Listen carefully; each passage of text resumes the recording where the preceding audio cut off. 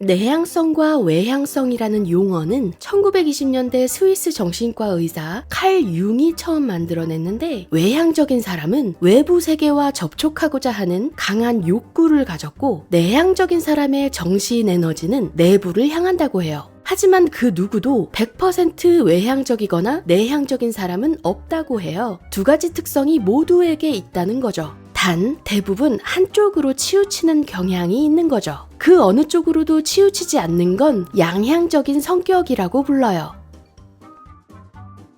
1960년대 심리학자 한스 아이젠크는 칼 융의 생각을 확장했어요. 내향형과 외향형의 결정적인 차이는 정신 에너지를 얻고 재충전하는 방식이라고 주장했죠. 내향적인 사람들은 선천적으로 뇌의 활성화 상태가 더 높아서 외부 자극으로부터 스스로를 보호하고자 하는 욕구가 훨씬 강해요. 이들은 조용히 혼자서 정신적인 에너지를 얻죠. 외향적인 사람들은 신경의 활성도가 낮아요. 그래서 스스로를 외부 자극에 더 노출시켜야 이 부족한 신경 활동을 보충하고 정신 에너지를 충전할 수 있어요.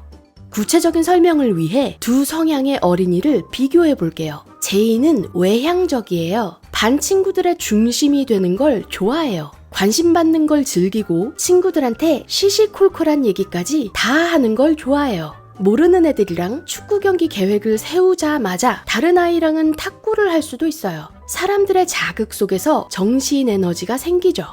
애는 내향적이에요. 다른 아이들이 공원에서 뛰어놀 때도 종종 혼자 그 애들을 구경하면서 앉아있곤 해요. 집에서는 그 누구의 도움도 없이 정원에 식물을 심는데 점차 전문가 수준까지 올라가요. 하지만 아무도 그걸 모르죠. 에너지를 재충전하려면 혼자만의 고요한 시간이 필요해요. 내향형이라고 꼭 낯을 가리진 않아요. 그저 잡담하는 걸 싫어할 뿐이죠. 사실 애는 아예 낯을 안 가려요. 아무한테나 거리낌 없이 말을 걸죠. 나이가 많아도요. 그런데 너무 많은 사람이 빈말만 해대거나 순서 없이 시끄럽게 말을 쏟아내면 엄청난 피로감을 느껴요. 이럴 때 애는 조용히 그 자리를 빠져나가요. 스스로의 마음에 집중을 하고 고요함 속에서 재충전을 하려고요. 제이는 주변에 사람이 많은 게 좋아요. 대화 주제가 마구 바뀌면 오히려 제이는 신나요.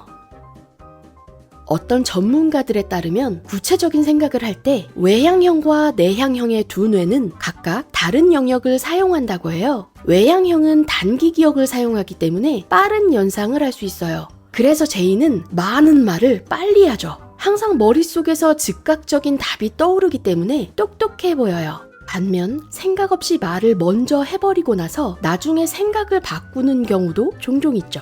N 같은 사람의 뇌는 장기 기억 속에서 정보를 주의 깊게 찾아내요. 깊게 생각하기 때문에 시간이 더 필요하죠. 이렇게 생각을 모두 마친 후에 말을 해요. 관광객이 길을 물으면 N은 시간을 들여서 가장 좋은 경로를 생각해내지만 J는 재빨리 여러 경로를 즉각 떠올리는 거예요. 유능한 교사나 기업가들은 내향형, 외향형의 본성이 다르다는 걸 알아서 이 둘의 장점을 살리려고 노력해요. 이들은 여러 사람에게 질문을 할 때 대답하기 전 잠시 동안 말하지 않고 생각할 시간을 줘요. 그러면 외향형들은 말하기 전 생각을 체계적으로 정리하는 법을 배우고, 내향형들은 좀 더 오랫동안 남들 앞에서 말하는 걸 연습할 수 있어요. 브레인스토밍을 할 때는 말할 차례를 정하거나 토킹 스틱을 든 사람에게만 발언 기회를 주어서 N 같은 사람도 참여할 수 있게 해요.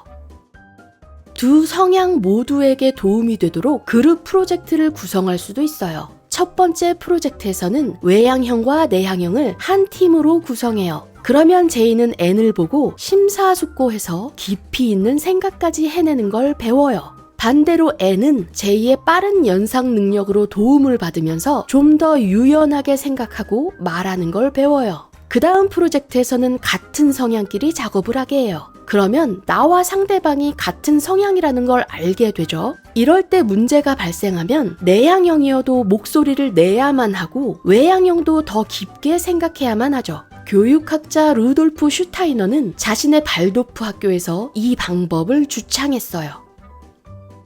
심리학자 제롬 케이건의 유아들의 기질에 대한 연구에 따르면 우리가 타고나는 많은 성격적 특성은 성인이 된 후에도 그대로 이어진다고 해요. 한 실험에서 500명의 아이들에게 큰 소리, 악취 같은 각기 다른 자극을 주었는데 약 20%는 울거나 신경질을 냈고 40%는 그냥 평온했고 나머지 40%는 이 둘의 중간 정도 반응이었어요. 이 아이들을 수년 후 다시 확인하자 강한 반응을 보이지 않았던 아이들은 상대적으로 외향적인 성격을 가지고 있었죠.